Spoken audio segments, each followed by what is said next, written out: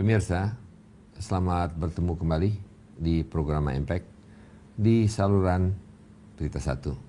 Dan seperti biasanya dalam program Impact ini kita mencoba untuk mengedepankan tokoh-tokoh di Indonesia, tokoh-tokoh yang sering kita lihat di layar televisi kaca Anda, memberikan banyak komentar atau membuat banyak keputusan untuk negara kita. Tapi acap kali kita tidak mengetahui latar belakang daripada tokoh tersebut, dan mungkin sering sekali sangat menarik kalau kita melihat atau mencoba menggali siapa sebetulnya tokoh tersebut, siapa orang yang di belakangnya, siapa orang-orang yang sebetulnya di dalam kehidupan sehari-harinya adalah orang yang mendukung apapun profesinya. Hari ini kita bertemu dengan Ketua Mahkamah Konstitusi Mahfud MD. Bapak, selamat datang. Terima kasih Pak. Terima kasih atas kedatangan. Kami tahu bahwa Pak Mahfud seorang yang sangat sibuk. Iya. MD. Ya, MD. Artinya? Ya, jadi MD itu nama sebenarnya tidak sengaja juga, karena nama saya yang asli itu Mahfud begitu saja ya, Muhammad Mahfud gitu. Tetapi rupanya nama Mahfud ini banyak, sehingga pada suatu saat ketika saya bersekolah di SMP dulu, di satu kelas saya itu nama Mahfudnya 3 orang. Kan tahun-tahun 70-an gitu, kalau di absen gitu, istilahnya di absen kalau dipanggil itu suruh ngacung Mahfud gitu. Nah, ketika nama Mahfud itu dipanggil, yang ngacung mesti 3. Nah, lalu guru saya itu memberitahu tuh enggak bagus tuh ngacung-ngacung 3 gitu. Coba sekarang dikasih tambahan nama aja. Yang satu Mahfud A gitu.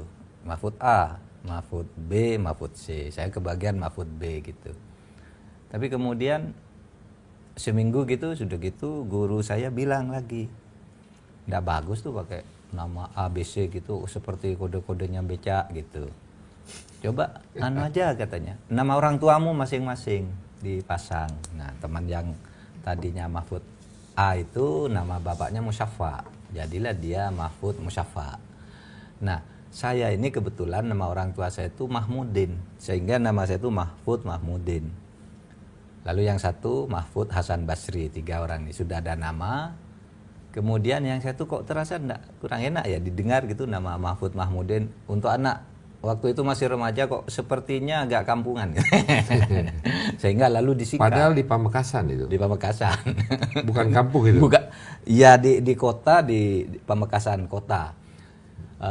Lalu nama yang saya itu disingkat menjadi Mahfud MD, singkatan dari nama orang tua Mahmudin itu.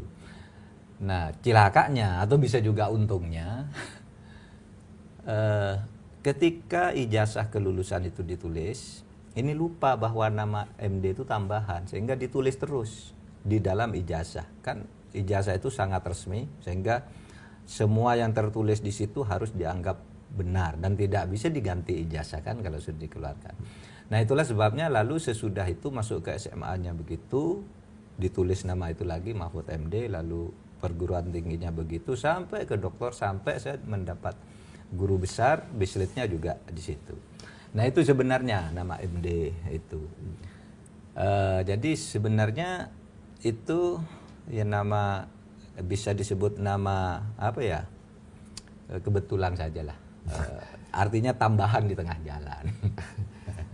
Tapi kalau kita lihat KTP, KTP Mahfud MD. Mahfud MD. Iya. Akte kelahiran? Akte kelahiran Muhammad Mahfud. Tapi pada waktu itu kan tahun 70-an belum biasa akte kelahiran, bagi itu terutama bagi orang-orang kampung. Pak Mahfud orang-orang punya biasa. Saya tidak akte punya kelahiran? Tidak punya akte kelahiran. Tetapi sesudah itu dibuatkan akte kenal lahir. Nah, akte kenal lahir itu kan bisa dibuat. Akte kenal lahir. Akte kenal lahir itu pengganti akte kelahiran yang bisa dibuat oleh orang yang sudah tua sekalipun, seperti akte kelahiran fungsinya. Hanya ada orang menyaksikan gitu, bahwa saya menyaksikan orang dilahirkan tanggal sekian di sini ayahnya, ini dibuatlah surat keterangan yang disebut akte kenal lahir. Nah disitulah karena akte kenal lahir itu saya buat justru sesudah saya lulus SMA gitu. Ketika masuk perguruan tinggi, lalu pemerintah mensyaratkan kalau bekerja pada pemerintah harus punya akte kelahiran atau akte kenal lahir. Saya buat akte kenal lahir. Nah di situ sudah masuk nama MD itu sesuai dengan ijazah yang diperoleh, ijazah terakhir yang diperoleh.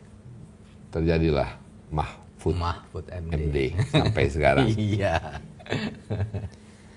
Mahmudin adalah nama Mahmudin, nama orang tua. Masih ada? Sudah almarhum, sudah Dua-duanya. tahun 2006. Enggak, ibu saya masih ada. Ibu saya sekarang masih sehat lah. Ada di Madura. Ibu saya namanya Siti Khadijah.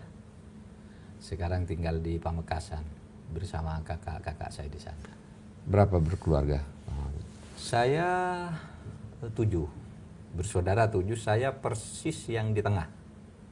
Nah, dulu ketika saya kecil, orang-orang tetangga, paman-paman tuh bilang gini, ini karena kamu ada di tengah, kamu pasti menjadi orang yang paling beruntung di antara 7 bersaudara gitu. Dan memang betul, artinya dari sudut pekerjaan, karir dan sebagainya itu memang ya saya paling beruntung, meskipun yang lain juga bukan tidak beruntung karena semuanya ya dapat pekerjaan-pekerjaan yang cukup lumayan gitu ya. Apa istilah beruntung? Beruntung itu artinya saya itu akan mudah mendapat pekerjaan, mudah mendapat posisi dan banyak disenangi orang. Kata anulah paman-paman saya di situ ketika itu. Ya semacam setengah tahayul barangkali ya. Tetapi pada waktu mungkin itu lalu mensugesti saya untuk maju barangkali, karena dikatakan kamu sebagai anak di tengah dan kebetulan laki-laki, kakak saya perempuan 3 di atas, lalu di bawahnya juga perempuan gitu. Pada waktu itu kamu pasti beruntung akan menjadi sentral penentu di dalam keluarga itu. Tetap harus dikejar? Kenapa? Tetap harus dikejar keuntungan itu? Dalam arti kata bahwa kalau kita beruntung kalau kita berusaha, kalau kita tidak melakukan apa-apa. Betul. Itu hanya mensugesti saja bahwa kalau tidak berusaha tentu tidak akan dapat apa-apa juga. Ya. SD di Pamekasan. SD di Pamekasan, betul. Kemudian ingin belajar terus, yang saya baca ayah pensiunan. Betul. Akhirnya menjadi wartawan. Betul. Dan dari uang itu akhirnya bisa belajar terus dan akhirnya lulus sampai perguruan tinggi. Betul ya. Di mana? Jadi begini, saya itu di Jogjanya dulu itu bersekolah di pendidikan hakim Islam. Nah, pendidikan hakim Islam ini sebuah sekolah kejuruan kekhususan dari Departemen Agama pada waktu itu. Nah, saya lulus dari situ seharusnya karena ikatan dinas menjadi pegawai negeri untuk di kantor Departemen Agama. Tapi pada waktu itu pengangkatan tidak ada, jadi saya harus sekolah. Tapi orang tua saya maksudnya pengangkatan pada waktu itu pengangkatan pegawai negeri tidak ada formasi ketika saya lulus dari sekolah itu. Jadi pada waktu itu saya mau sekolah gitu yang tidak bayar, karena tadi orang tua saya pada waktu itu pensiun, dan pensiunan pegawai pada waktu itu di tahun 77-78 itu orang pensiun itu samping gajinya langsung menjadi sangat kecil sehingga tidak cukup untuk biaya sekolah, juga tidak langsung keluar. Misalnya pensiun tahun ini mungkin ngurusnya lama gitu, sehingga saya pada waktu itu cari yang tidak pakai biaya. Nah, saya mendaftar ke sebuah perguruan tinggi di Jakarta yang merupakan afiliasinya Al-Azhar. Namanya PT IKI di sini, Perguruan Tinggi Ilmu Al-Quran. Ini di sini diberi beasiswa semua yang sekolah di situ. Itu yang membiayai Universitas Al-Azhar. Menurut informasi yang masuk ke saya. Jadi saya mendaftar lalu dijawab oleh PT IKI itu, Anda mendaftar ke sini belum waktunya karena di sini tidak ikut tahun baru, tapi ikut tahun Hijriah. Tahun Mesir Al-Azhar, tahun Islam. Jadi Anda daftar lagi 4 bulan lagi, nanti akan diproses.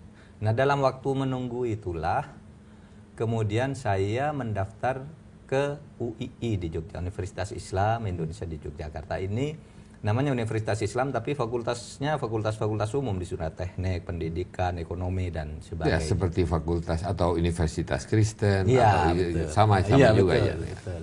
Nah, saya masuk ke situ. Bukan jadi kalau namanya Islam bukan hanya agama, tapi memang betul. satu yang berbasis agama Islam. Ya, betul. Jadi saya mendaftar di situ, kemudian tahun pertama memang agak berat ya kan, penilaian bahwa seseorang itu layak mendapat beasiswa harus diuji dulu kan. Ini baru masuk ya.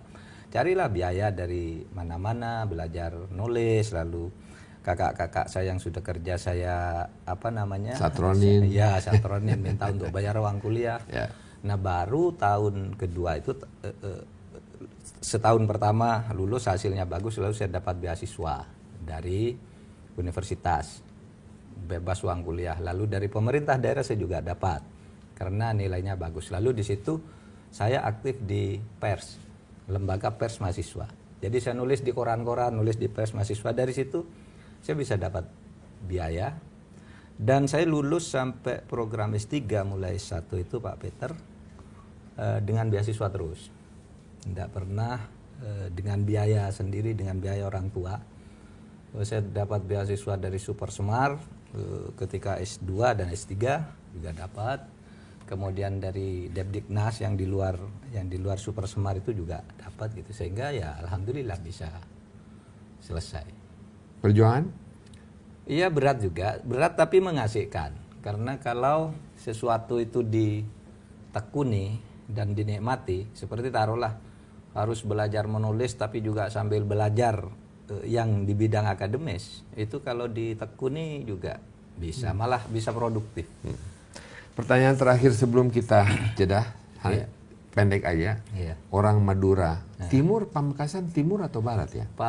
Pamekasan itu mendekati timur. Jadi kalau dihitung dari barat tuh kabupaten ketiga dari 4 kabupaten. Bangkalan, Sampang, Pamekasan, Sumeneb. Jadi agak menuju ke timur. Sumeneb ya. Timur, jadi kalau menurut Didi Rahbini, dia mengatakan saya juga ada Madura dan selalu dia bilang saya orang Madura yang dari timur, jadi nggak galak. Ya. Pak Mahfud dari agak antara galak dan nggak galak karena nggak sampai timur sekali kali ya. Ya, tapi Didi satu kabupaten dengan saya, dia juga dari Pamekasan, jadi sudah mendekati timur. Sama lah, tidak galaknya dengan Didi. Sama-sama orang baik. Oh, baik dengan galak, baik orang baik, tidak galak dan baik itu berbeda begitu. Baik, kita akan jeda sebentar. Oke. Pemirsa, masih bersama dengan saya Peter Gonta di Berita 1 dan di program Impact, dan kita masih bersama dengan Bapak Mahfudz MD, Ketua Mahkamah Konstitusi kita. Kita akan kembali bersama Anda, tapi mungkin akan perlu saya sampaikan bahwa program ini pun dapat Anda lihat melalui streaming, oleh karena kita telah melakukan streaming teknologi untuk Berita 1. Dan Anda dapat melihatnya melalui www.berita1.com. Kita akan kembali bersama Anda.